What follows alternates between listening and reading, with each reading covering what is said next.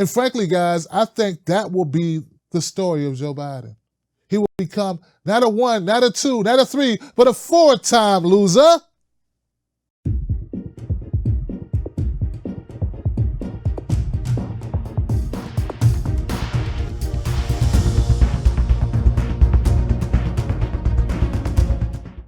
Anyone who's new to this channel, you may not be aware that in 2016 I developed a reputation for supporting the Sanders movement, for maintaining a level of inspiration and motivation for Sanders supporters throughout the heart-wrenching process of the primary season of 2015 through 2016. That's my job. That's been my job from day one. Things have changed a little bit. I've grown a little bit bigger as far as politics and as far as what we cover. But the motive, the agenda is still the same. A revolution. We want a revolution. That's what we want. So in an effort to make sure that everyone's on the same page, let me bring you up to speed about the article that was released today on CNN. CNN released an article. It's about a poll. And a lot of people are taking that poll pretty much to heart. A lot of people are taking that poll very seriously. They're missing the grain of salt that needs to be taken with that poll. They're not asking important questions. Like, what were the questions in the poll? Maybe even more importantly, who ran the poll? Well, just to give you a clarity on what the poll actually said, before we go over the boring document, let's go over the video where the poll was mentioned in an interview with Brooke Baldwin and Bernie Sanders.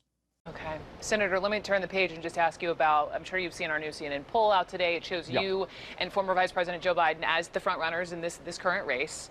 And my question to you is, will your campaign be more about the contrast that you've clearly been drawing with Biden, or will it be more focused on who can best defeat President Trump? Okay, so there goes the polling numbers that we were alluding to earlier, 25-point lead, a 24-point lead. I just rounded it up to 25 points. Lead, supposedly, for Joe Biden, who just announced his campaign, a couple days ago? That's pretty strong. That's pretty strong. Here's the thing, guys. Don't you believe it? Nah, don't you believe it for a second? Don't you, look, first of all, the polling company that sponsored this poll is a partner of CNN. The end. I mean, I literally could just walk off the stage now. We could hit end, and we could all go have a glass of wine and go, phew, because that pretty much says it all. I mean, if we know anything about CNN, their whole agenda is to make as much money as humanly possible by creating drama. You think they care one rat's behind if it hurts the country, if it hurts you, anyone? If it causes undue frustration, dread? No, they wouldn't care. I mean, the CNN, Mr. Zucker, Jeff Zucker, said, yeah, Trump's horrible, but he was good for business. Oh, he was great for business. As they gave Donald Trump over $1 billion worth of free publicity and airtime during the 2016 election. So would it behoove a company whose primary goal in the 2016 election was to give Donald Trump as much airtime as possible because their bottom line was boosted by Donald Trump? They saw a rapid increase in the amount of advertising. Their ad revenue quadrupled during the 2016 campaign because of Donald Trump's ability to attract media attention, for Donald Trump saying outrageous things. So CNN has proven they have a track record of doing whatever is most advantageous for their pockets, not necessarily for the truth. So SRSS is a partner to CNN. Now, according to the poll, and even if you say, okay, Tim, I still want to hear more about it because, you never know. Maybe you're younger. Younger people, for some reason, tend to believe polls more than older people, according to some polls. All right. 39% of voters, according to this poll, who are Democrats or Democratic-leaning independents, saying he is their top choice for the nomination, which is up from 28% who said the same in March. That puts Biden more than 20 points ahead of the nearest competitor, Senator Bernie Sanders. Warren ranks about evenly with South Bend, Indiana Mayor Pete Buttigieg. Former Texas Rep Beto O'Rourke and Senator Kamala Harris rounded out at 5%. Biden's surge in support solidifies his front-runner status in a race that now has 20 candidates in the Democratic field. According to their methodology, they used landlines and cell phones. They asked just over 1,000 participants. It was conducted between the periods of April 25th and April 28th. The sampling was random. It was adults. Results for the full sample have a margin of sampling error of plus or minus 3.8 percentage points. For the subsample of 411 Democrats and Democratic-leaning independents who are registered to vote, it is 5.9 points. So as I read that, of course, I was like, wow, okay, I don't know how to take that. There's an important part of this that they would not lead with. Brooke would not explain. You show on the screen a graphic showing you Joe Biden up by 25 points, according to this single poll. Okay? And that's this. There was another poll conducted by the Washington Post. Their poll, though it allowed people to offer whatever responses they wanted, also allowed people to say that they had not yet identified a candidate to support. The SRSS poll, CNN's poll, did not allow you to not choose someone. If no preference were a candidate, it would be winning the nomination contest by a mile. They're only giving you data of the people that had a preference in the initial poll. This CNN poll only tells you people who said, hey, okay, I got somebody. I want Biden, or I want Bernie, or I want Beto, or I want Buttigieg, or I want Kamala Harris. It does not show you the data for those people who said, I haven't made my mind up yet. That's kind of important to know because that number could be 500 out of 1,000. That number could be 2. But that's important, statistic. In the Washington Post poll, they let you write in whoever you wanted. Some people wrote in Michelle Obama. Some wrote in Oprah. Some wrote in Ellen. Even some crazy person wrote in Tim Black. I won't tell you who did it. CNN's poll asked a related question, how likely were respondents to change their minds? About 2/3 said they might do so. Even in the CNN poll, 2/3 of the people there who were polled in this whopping lead that Biden has, according to their poll, even if you believe the poll and you say, okay, throwing caution to the wind, I don't care that this SRSS is a partner company to CNN, doesn't matter. Maybe they are ethical regardless to their affiliation, their ability, or their need to stay employed with their parent company.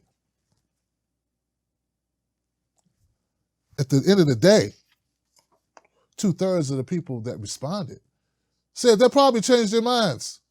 Kind of an important point to point out.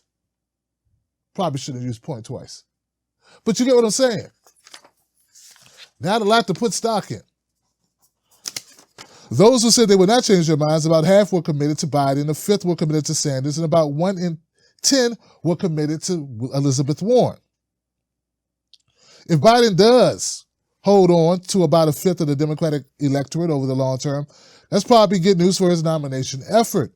In the field nearing 24 candidates, locking up 1/5 of all the votes pretty much guarantees winning or contending in most early primary contests. It's the Trump 2016 path. Biden core of support, and use it to wait out most opponents. But as HuffPost Ariel Edwards-Levy pointed out on Monday, people certainly should be taking it with a grain of salt. In May 2015, a Fox News poll found that 6 in 10 Republicans said they would never vote for Donald Trump. Let me repeat that. In May 2015, which is this is May, it's almost May, tomorrow's May, right? In May 2015, 6 in 10 Republicans said they would never vote for Donald Trump. The name of our president is. That's all I'm saying. Okay, so if you can't rely on polls, and if polls, they give you a good feeling, they may give you a nod or like kind of give you a sense of what people are thinking. But if you can't put all your stock in polls, which I strongly urge you not to do because, Lord Jesus, guys, you don't need to be going up and down on these polls. These polls are going to be all over the map. We got a lot of candidates in the race. Joe Biden is a moderate Democrat. He's really not even competing against Bernie Sanders. He's competing against Beto O'Rourke and Buttigieg and Amy Klobuchar, middle of the road Democrats.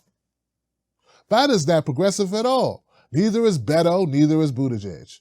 The other two younger white guys.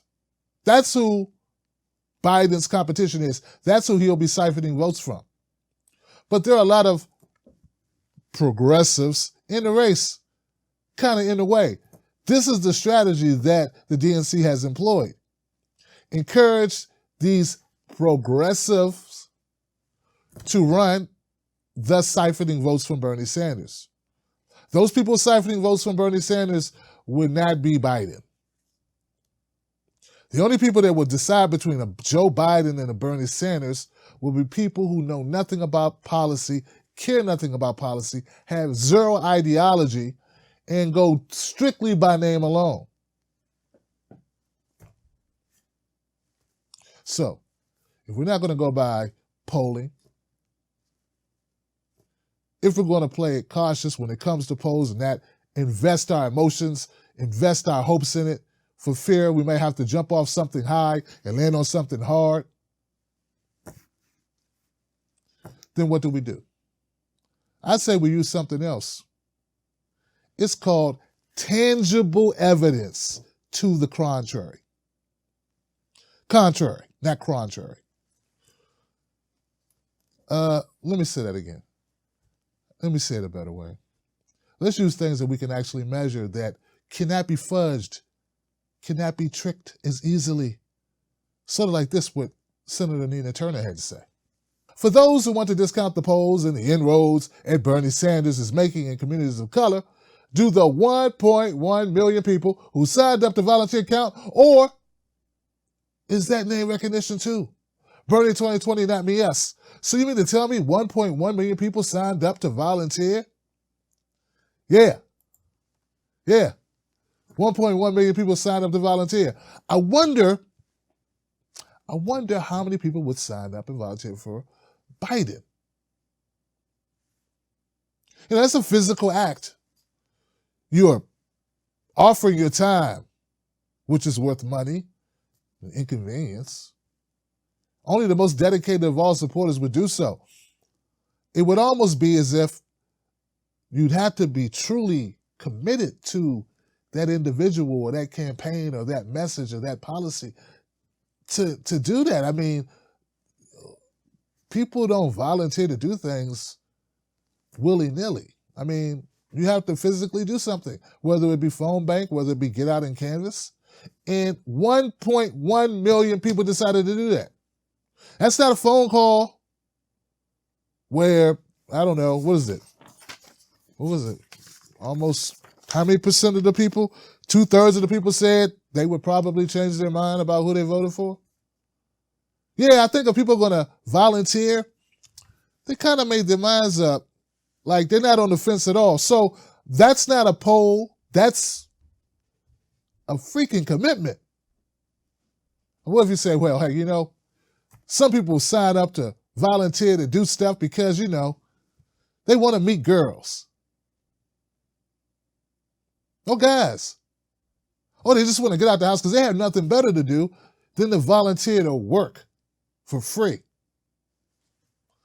What else do we have that we can use as a barometer to determine just how enthusiastic, just how much support someone has relative to the rest of the field? And I came up with it. Money. Money. Now, we all know that recently Joe Biden announced that on his first day after announcing his campaign, he raised $6.3 million. Yeah, that's a lot of money. It's more than Beto O'Rourke. And it's more than Bernie Sanders, right? Beto O'Rourke raised 6.1. Bernie raised 5.9, or was it 6 million, give or take. Joe Biden bested him with 6.3. That's a lot of donations. But is it a lot of donations, or is it just a lot of money?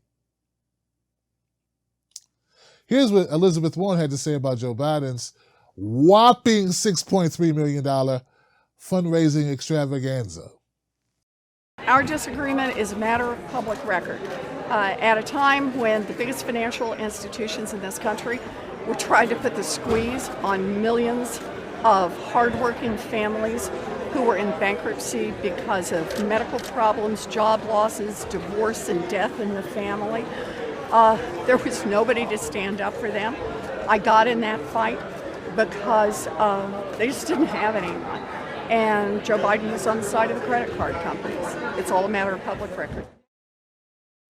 Yeah, even Elizabeth Warren is calling foul on the whole Biden's all of a sudden a winner. I mean, yeah, you know. Anyway, so Elizabeth Warren is on my side on here. She's on the way of thinking that I have, which is that Joe Biden may not be all that he's shaped up to be. And his projection of 6.3 million, who knows where it came from, and he's attending fundraisers with Comcast. But that's not all. The number of donors matters.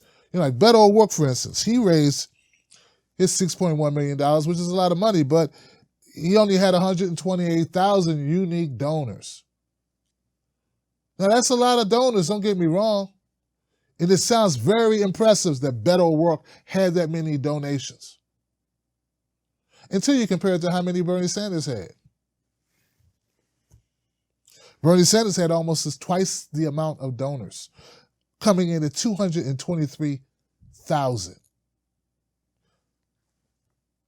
So now we're not talking about somebody, what they say on the phone, even though 2/3 of the people that were in this CNN Partners poll, who has every incentive in the world to lean heavily Biden or Hillary.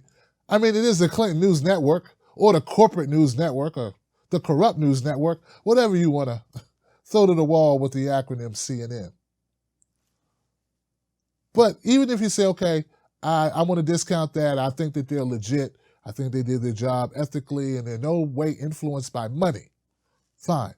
Then we look at the amount of volunteers that Bernie has, 1.1 million. We have no word of Biden's volunteers. I haven't heard about any watch parties.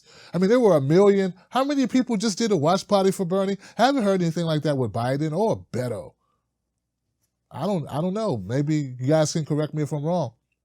So the 1.1 million volunteers may not move you. You go, well, you know, people need to get out more often. And they'll just want to socialize. Okay, fine. Well, when you got over 200, almost 225,000 donors compared to Beto O'Rourke, who's supposed to be the sunshine boy, Mr. Fantastic, you almost double his numbers.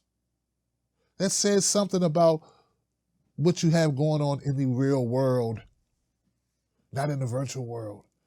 And as great as it may be to have the deep pockets of Comcast executives in your pocket, well, basically your boss. Let's keep it real. I mean, Joe Biden's been a Wall Street baby for the last couple of decades. They've been the chief donations, the chief contributor to his campaigns has been Wall Street execs and banks. Look it up. I don't think most people know anything about Joe Biden. In fact, in the poll, in the fine print of the SSRS poll, a lot of people that support Biden admitted they didn't know anything about his policies yet. Something else that Brooke Baldwin of CNN failed to mention. kind of important. Now, don't get me wrong. I don't think that everybody's going to be as conscientious as us. But don't you think at some point some of this stuff's going to come out? I mean, we already got Elizabeth Warren, who I've only ever seen Elizabeth Warren get snippy with one person. That was Donald Trump on Twitter. She's getting snippy with Biden already. She's coming off a great showing in the CNN town hall. She feels good about herself, and she's going in. She's telling the truth about Joe Biden. Maybe, just maybe, as we get started in this process, there'll be more people calling out Joe Biden for the Iraq war vote, the author of the Patriot Act, the author of the Three Strikes Law, the 1994 crime bill. Maybe people will be talking about NAFTA.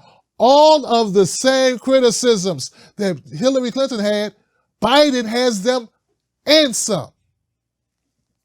And some. Because some of the criticisms that Hillary got, she was just first lady. She didn't call the kids super predators as an official, but she was going around the country saying it in a speech. Biden, he literally was calling people predators. So how well is that going to be? I mean, I know that a lot of these institutions are brought off. A lot of these news entities are just looking to get paid, and they're going to say whatever they need to say. These people will work for them. They don't own anything. They repeat, regurgitate whatever they were told to regurgitate. I get that. But at some point, there will be a debate. There will be a debate stage where a Tulsi Gabbard, will be able to rebut a statement made by Joe Biden. Well, Bernie, if he stays with the gloves off, stays at it, going after it, taking no prisoners, will be able to rebut Joe Biden. Joe and I have very different pasts in terms of how we have voted, and very different vision for the future. And that is something that we should be discussing. For example, all right, I voted against the war in Iraq. In fact, helped lead the opposition to what turned out to be the worst foreign policy disaster in the modern history of America. Joe voted for it. I voted against a NAFTA. I voted against permanent normal trade relations with China, 2 trade agreements which cost us millions of good-paying jobs. Joe supported those agreements. I voted against the deregulation of Wall Street. Joe supported that legislation, which I think, many people agree with me, some don't, led to the Wall Street collapse of 2008. And frankly, guys, I think that will be the story of Joe Biden. He will become not a 1, not a 2, not a 3, but a 4-time loser. And frankly, guys, I don't like to say this often because it sounds so beta. I almost said Beto. It sounds beta to say this, but I'm offended that they think Hillary couldn't win being Hillary. They think Joe Biden can win being Hillary. They think they found out that Hillary couldn't win with her policies, and then they want Joe Biden with her policies. That is the most sexist thing in the world. He's identical to Hillary. But worse, Hillary wasn't a groper. If they think, okay. I'm not the only one who dismisses this poll, and you should too. You should not be sucked in by it because it's hogwash. I just laid it out for you, things that matter. Oh, someone saying they love you, or someone actually paying the rent on time and rubbing your back when your back hurts, and remembering your name when you're having a moment, not someone else's. I think there's a big difference. Well, Democrats, by and large, dismiss Joe Biden's front-runner status. They say it's in name only. On Friday, after Biden announced his record 24-hour finance haul, besting the field despite starting with a thin, small dollar online operation, Rowan lit into him in an email to supporters. How did Joe Biden raise so much money in one day? Well, it helps that he hosted a swanky private fundraiser for wealthy donors at the home of a guy who runs Comcast's lobbying shop. In a fundraising email of his own timed at Biden's launch, Sanders' campaign also took aim at Biden's ties to deep-pocketed corporate world donors. It's a big day in the Democratic primary, and we're hoping to end it strong. Not with a fundraiser in the home of a corporate lobbyist, but with an overwhelming number of individual donations in response to today's news. Contribute before midnight, it would mean a lot to our campaign. At some point, the real issues are going to come out. Those issues will determine, maybe not solely, maybe that's giving too much credit, right? But the country, according to this SSRS poll, the country wants Medicare for all. Overwhelmingly, according to the SSRS poll. Look, the results of the poll don't even match. 80% of those people polled strongly supported Medicare for all. Biden's not going to fight for Medicare for all. That was the major, that and climate change. Climate change and Medicare for all were the biggest draws for the people in that poll. Well, Biden's not the number one supporter of those issues. He's not the strongest advocate for climate change. He does whatever Wall Street tells him to do. And you know he's not a supporter of Medicare for all. Have you ever heard him campaign on that? Now, the only thing we have to be careful of, and I don't know how we stop it, but Biden doesn't have policies on his website yet. You know, he has the same method as Buttigieg and Beto and Kamala for a long time, too. Well, they don't tell you anything about what they stand for. That's because they want to look at the polls and let the polls tell them what people want them to tell them.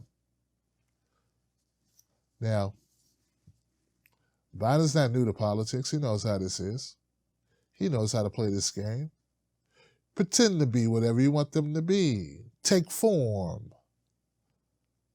of whatever's poured inside of you. I think that we're in a new world, folks. A new world where people don't want the same old anymore. They're not going to go for the status quo. And if Joe ain't the status quo, I don't know what is. I'm not afraid of Joe Biden. I think independent media is strong. I think that there are people more than ever getting their news from the internet. Of course, they will try to suppress us. They'll put CNN in the first results of all video content or all requests for information in Google. That's what they do. CNN, MSNBC, CBS, right? Totally discounting us, knocking us out. Even though we have more engagement on our videos, more people comment, more people like, more people share our stuff than their stuff any day. But here's the thing, at the end of the day, I think America's changed. I think the election of Donald Trump shows that America just wanted something different. I don't see them finding that in Joe Biden. If you want to put your stock in polls, I will encourage you not to bet any money on them. Particularly ones that suit the dinosaur media, the legacy media of CNN, MSNBC, and the like. And there's also another thing that comes to mind when we add all of these factors together to determine if this makes any sense, that they say Joe Biden is almost doubling Bernie. Our revolution. Yeah, our revolution matters, man. I mean, there are offices all across the country that Bernie set up. He has infrastructure in place to do well in every state. I don't know who works for Joe Biden, but Nina Turner works for Bernie Sanders.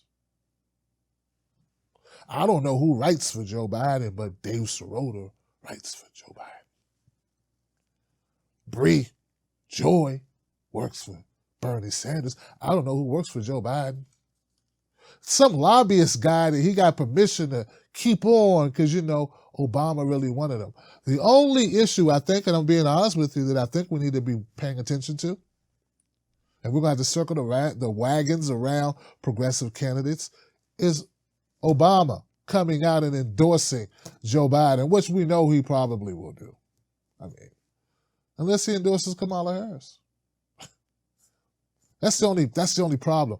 But I really don't think Obama cares as much for Joe Biden as Joe Biden cares for Joe Biden. Feel what I'm saying?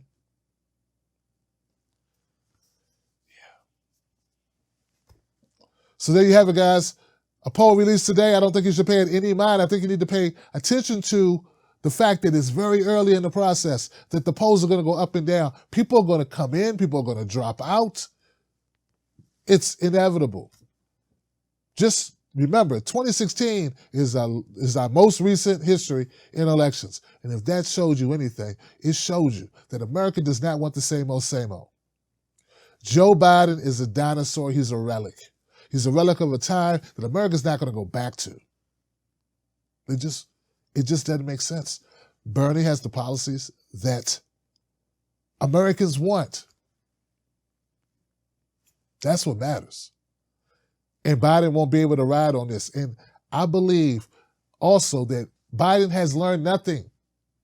He's learned nothing about not being in his own way. He went on The View. He couldn't even say he apologized to Anita Hill. After 28 years, he can't even say, hey, you know what? I should have done that differently. 28 years. I know I'm stubborn in some ways.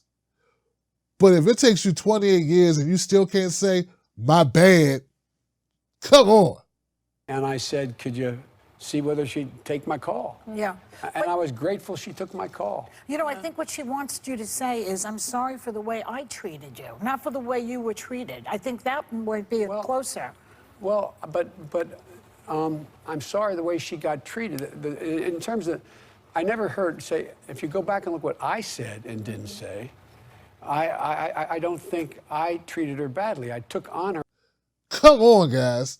How are you going to have a moral high ground with Trump? It won't exist. It doesn't exist. Not with Joe Biden. It just doesn't. And I haven't even started or even thought about the number of pictures and video clips of handsy groping Joe Biden running around, or the people who are going to bring it up everywhere he goes. What are you going to bring up about Bernie? Oh, yeah, I know. He sold a book. He made some money selling a book. He wrote a bestseller. Come on, guys. Come on. So that's what I got for you guys. I hope that you are back with us and realize this is a revolution. Like I said in 2016, I know a lot of people have come in and, you know, there's a lot of commentators now. But like we used to say, for old time's sake, I think you can do it. I think you can survive. I think you'll be just fine. In fact, I know you will.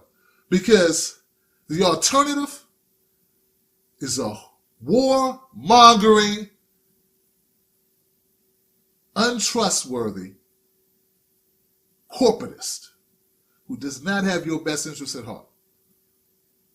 And that's what you need to be thinking about now. So brush yourself off, pick yourself up. We got a job to finish. We're not done yet. We took a hit. We keep on ticking. I'm Tim Black. Continue to feel the burn. I'm counting on you. Your children are counting on you.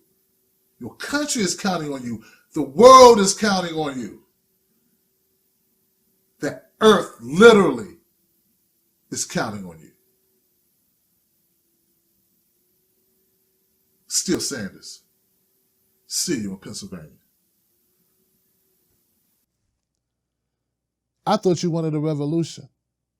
The only easy revolutions are revolutions that never happen. If you want this country to change, and Lord knows I hope you do, you realize we're in it to win it. We're in it for the duration. This will not be won in a day.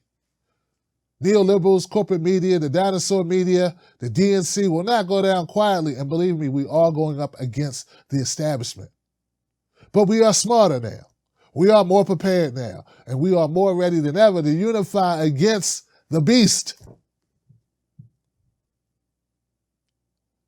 Not me, us. Hashtag revolution. Hashtag Bernie 2020. This is why I'm hard on Bernie, because Bernie Sanders cannot take a day off. Too much is counting on this. They want to install this horrible hack, Joe Biden. I can't let it happen. I will use every bit of my energy, voice, influence, the little bit that I have. I will use it all to stop neoliberals from taking the White House. Corporate hacks who do the bidding of Wall Street, not Main Street. That's it, guys. I'm Tim Black, Real Tim Black on Facebook and Twitter. I'll see you on the next one. Shout out to justinform.com, my friend Suzanne. Thank you, Suzanne. Thank you all.